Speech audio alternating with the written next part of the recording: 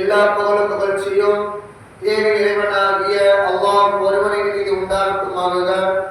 அந்த வல்லவனின் அன்பும் அருளும் சாந்தியும் சமாதானமும் எம்பெருமானார் நபிகள் நாயகம் ஸல்லல்லாஹு அலைஹி வஸல்லம் அவர்கள் மீதும் அவர்களின் அடிச்சுவற்றை அப்படியே மாற்றாமல் பின்பற்றி வாழ்ந்த உத்தம சத்திய சஹாபாக்கள், தாபிஈன்கள், தபா தாபிஈன்கள், நல்லடியார்கள், நாதாக்கள், சுஹதாக்கள், குறிப்பாக இந்த ஜும்ஆவில் அமர்ந்திருக்கின்ற, வர இருக்கின்ற, இந்த உலகத்தில் வாழ்ந்து கொண்டிருக்கின்ற முஃமினான முஸ்லிமான ஆண் பெண் அனைவர்கள் மீதும் அல்லாஹ்வின் அன்பும் அருளும் சாந்தியும் சமாதானமும் குறைவின்றி நிறைவாக உண்டாகட்டுமாக.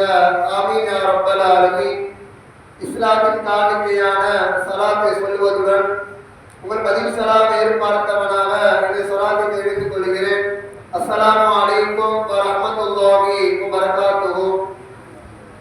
கண்ணியத்திற்கும் மரியாதைக்கும் உரித்தான அல்லாஹ்வின் நல்லடியார்களே, அல்லாஹ் தஆலா இந்த உலகத்தில் எத்தனையோ நபிமார்களை அல்லாஹ் இந்த உலகத்தில் அனுப்பினான்.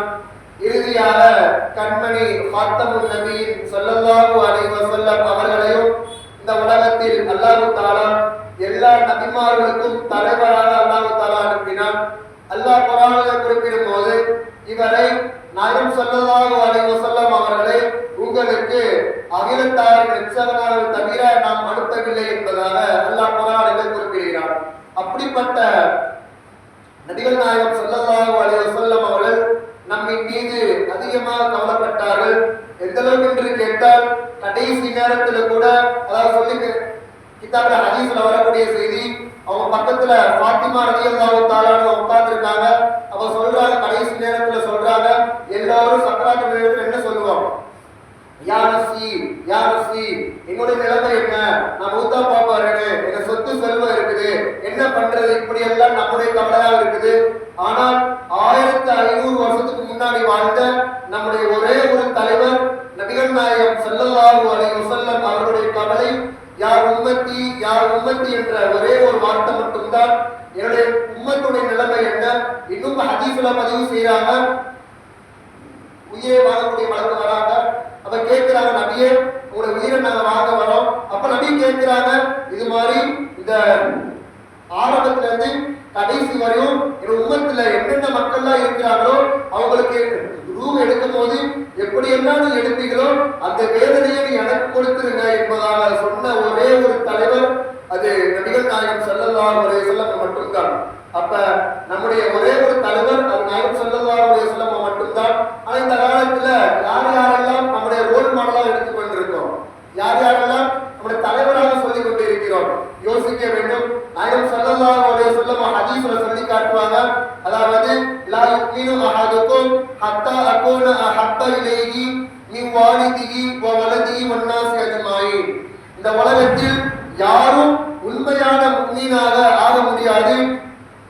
யார் தன்னுடைய பெற்றோரை விட, தன்னுடைய பிள்ளையை விட, தன்னுடைய மனைவியை விட இந்த உலகத்தில் உள்ள அனைத்து மனிதர்களை காட்டிலும் என்னை பிரியப்படாத வரை நீங்கள் உண்மையான முஃமினாக ஆக முடியாது என்பதாக நபிகள் நாயகம் ஸல்லல்லாஹு அலைஹி வஸல்லம் சொன்னாங்க. அப்ப இந்த காலத்துல நம்ம எல்லாம் எடுத்துக்கொண்டால் யார் யாரெல்லாம் தலைவராக நாம் எல்லாம் தேர்ந்தெடுக்கிறோம். இந்த காலத்துல எப்படி போயிருச்சுன்னா, இவங்க மட்டும்தான் என்னுடைய தலைவர், இவங்க இல்லாட்டி நாங்களா இல்லைன்னு சொல்லக்கூடிய அளவுக்கு இந்த உலகம் இருக்குது. ரொம்ப மோசமாக ஆகிவிட்டது.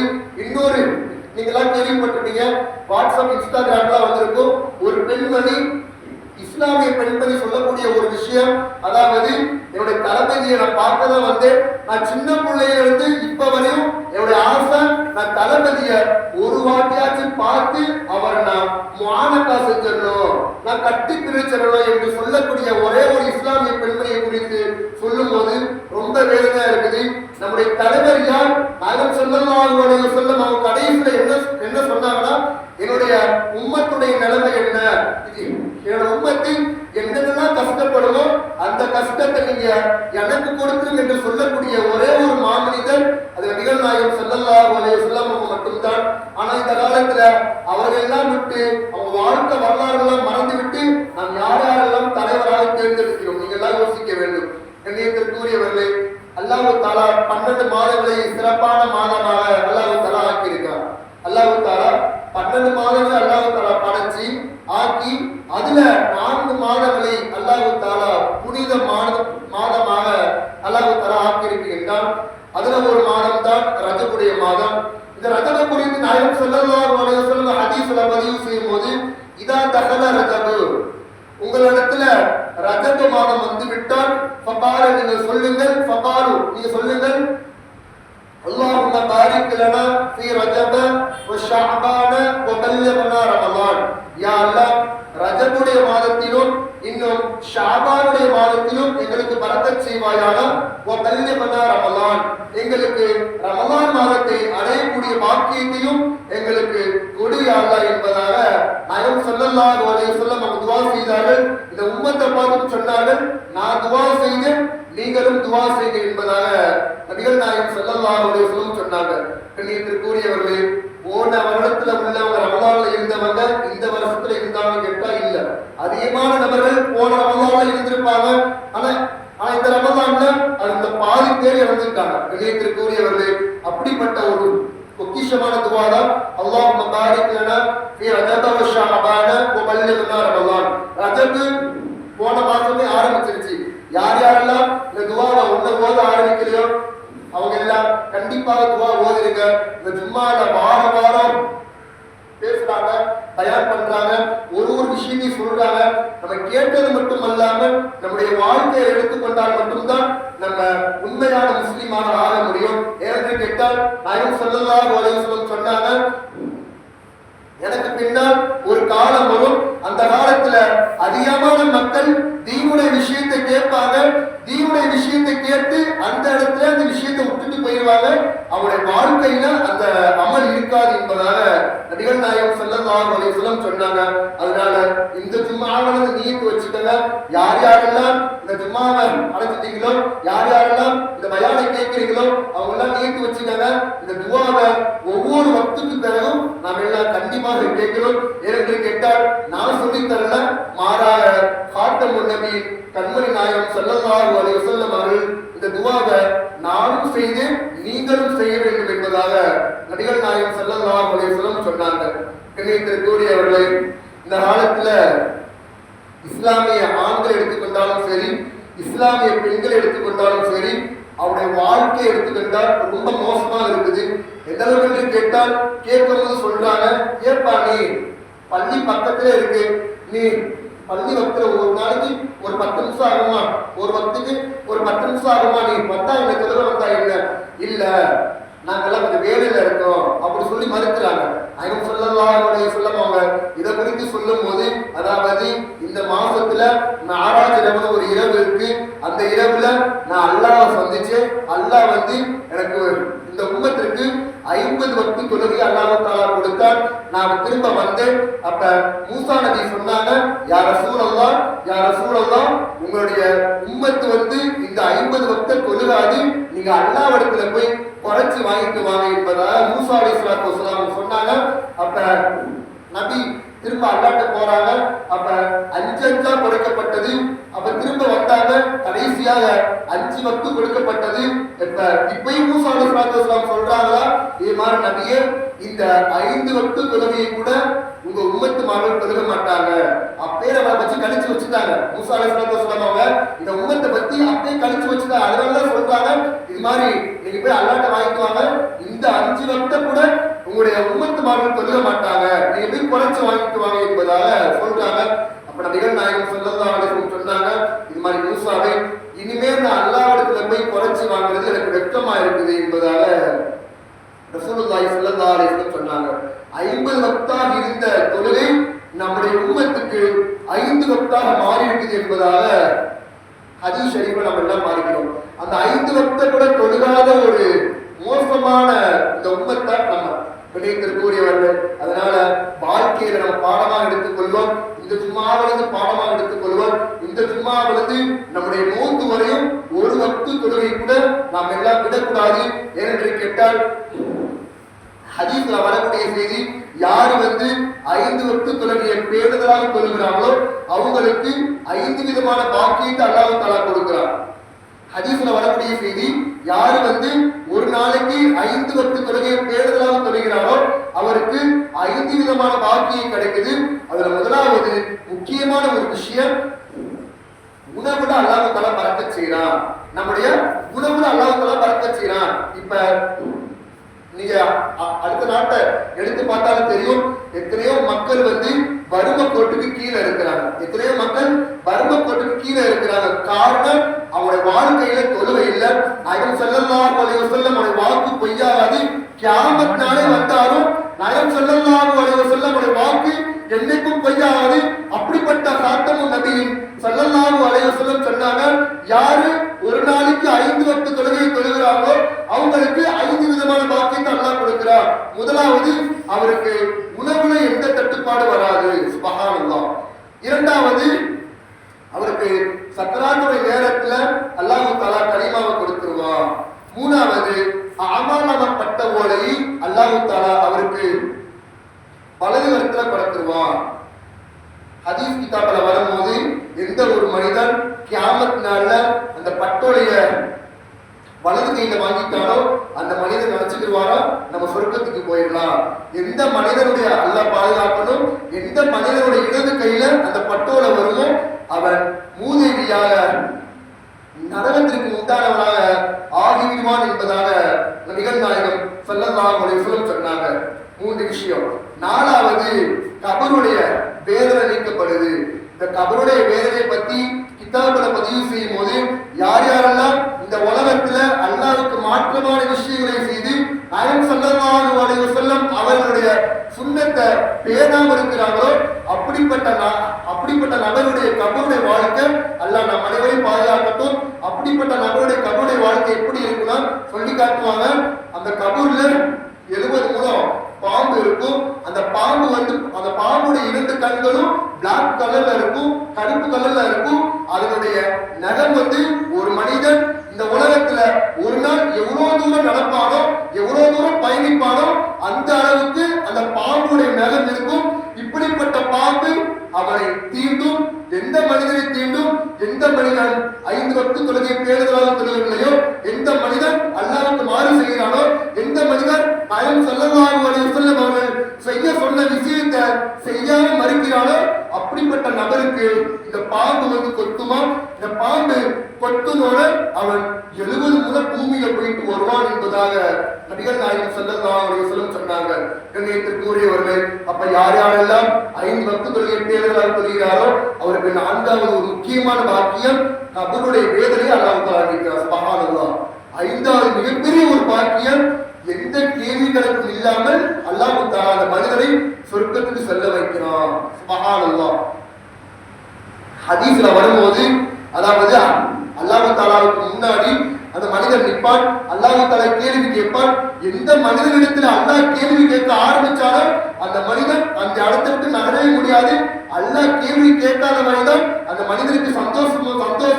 எந்த மனிதனுக்கு அல்லாஹ் கியாமத் நாள்ல கேள்வி கேட்க ஆரம்பிச்சாலோ அவனை ஜோடி முடிச்சுன்னு அர்த்தம். இப்படியே ஹதீஸ் கிதாபுல வருது, அல்லாஹ் தஆலா கேள்விகளை கேட்க ஆரம்பிச்சாலும் அவனுக்கு சொர்க்கமே இல்லைன்னு அறிவிக்கிறாங்க. கண்ணியத்திற்குரியவர்களே, அப்படிப்பட்ட 5 விதமான பாக்கியத்தை அல்லாஹ் தஆலா யார் யாரெல்லாம் 5 வக்து தொழுகையை பேணுதலாக தொழுகிறாரோ அப்படிப்பட்ட நபருக்கு இந்த 5 விதமான பாக்கியத்தை அல்லாஹ் தஆலா கொடுக்கிறார்.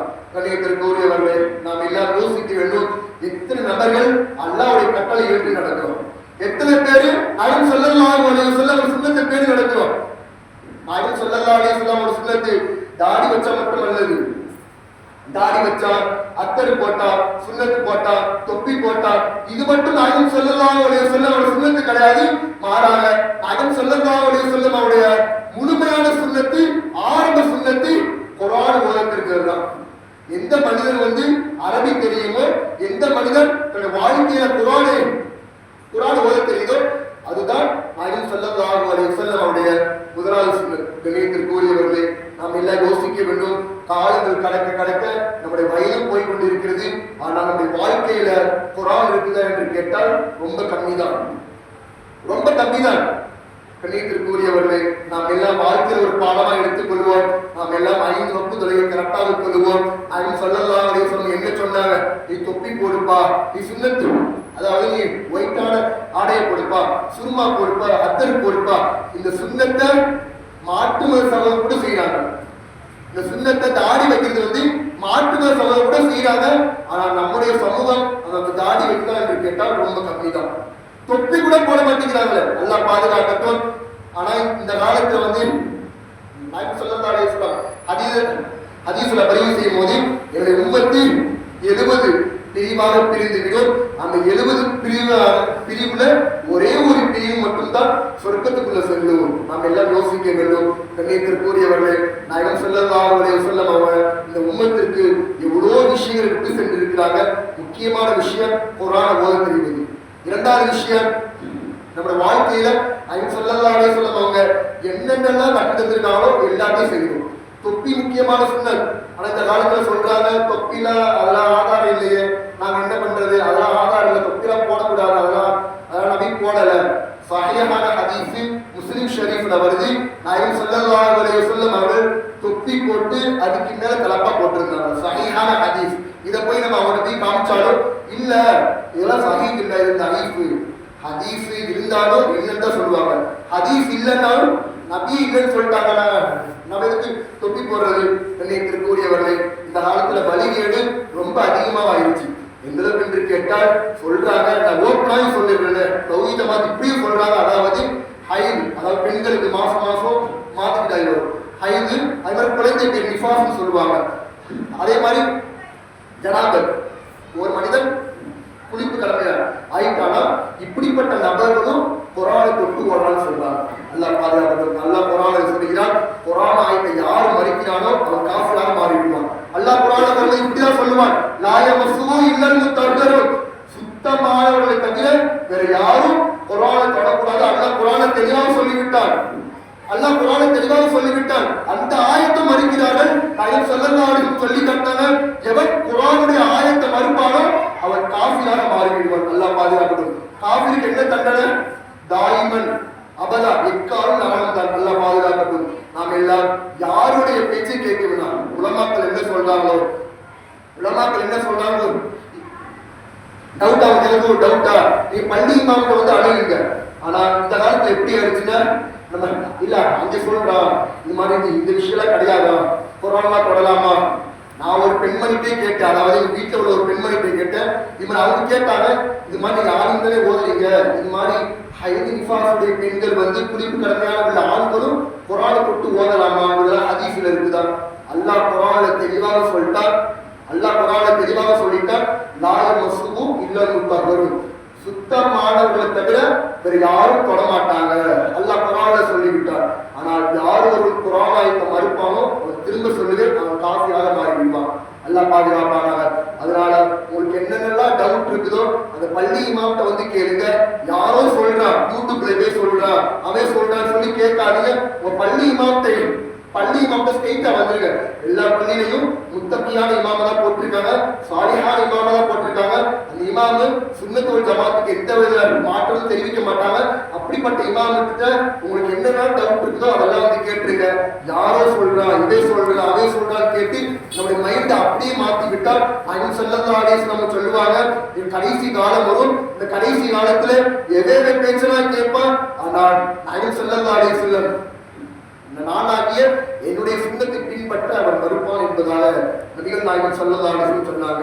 அதனால நாம் எல்லாம் வாழ்க்கையில ஒரு பாடமாக எடுத்துக் கொள்வோம். நாயகம் ஸல்லல்லாஹு அலைஹி வஸல்லம் என்ன சொன்னாங்களோ உங்களுக்கு தெரியலையா, இவன் தொப்பி போடுறது சுண்ணத்தா இல்லை தெரியலையா, நேரா இமாம் இடத்துல வந்துருங்க. அதே மாதிரி குளிப்பு கடமையான உள்ள ஆண்கள், ஹைது உள்ள பெண்கள், நிஃபாஸுடைய பெண்கள், இப்படி எல்லாம் சொல்றாங்க.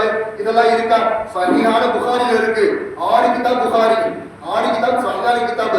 அதுல ஒரு கிதாப் வந்து புகாரி, இரண்டாவது முஸ்லிம் ஷரீஃப். முஸ்லிம் ஷரீஃப்ல தொப்பியை பத்தி கிதாப்ல பதிவு செய்யும்போது தொப்பி வந்து நாயகம் ஸல்லல்லாஹு அலைஹி வஸல்லம் அவங்க தொப்பி போட்டு அதுக்கு மேல இமாமான்னு வருது. இப்படியே ஹதீஸ்ல வருது அரபில, இமாமா பின் இமாமா, தொப்பியை போட்டு அத இமாம தாப்பாவை கொண்டு கட்டினார்கள் சொல்லிட்டு சஹீஹான ஹதீஸ் வருது. இன்னும் அல்லாஹ் குர்ஆன்ல சுத்தத்தை பத்தி சொல்லும்போது சுத்தமானவர்கள் தவிர அவங்க மட்டும்தான் குர்ஆனை தொடுவாங்க, வேற யாரும் தொடக்கூடாது என்பதான் அல்லாஹ் குர்ஆன்ல சொல்றாங்க. இதனால நாம் எல்லாம் வாழ்க்கையில் ஒரு பாடமாக எடுத்துக் கொள்வோம். இஸ்லாத்தில் என்னென்னலாம் சொல்லப்படுதோ அதெல்லாம் பின்பற்றி வாழக்கூடிய பாக்கியத்தை வல்ல ரஹ்மான் உங்களுக்கும் எனக்கும் நம்முடைய சமூக சமூகத்துக்கும் அல்லாஹ் தந்தல்வானாக. வாஹிர் தாவாஹும் அல்ஹம்துலில்லாஹி ரப்பில் ஆலமீன். அஸ்ஸலாமு அலைக்கும் வரஹ்மத்துல்லாஹி வபரகாத்துஹு.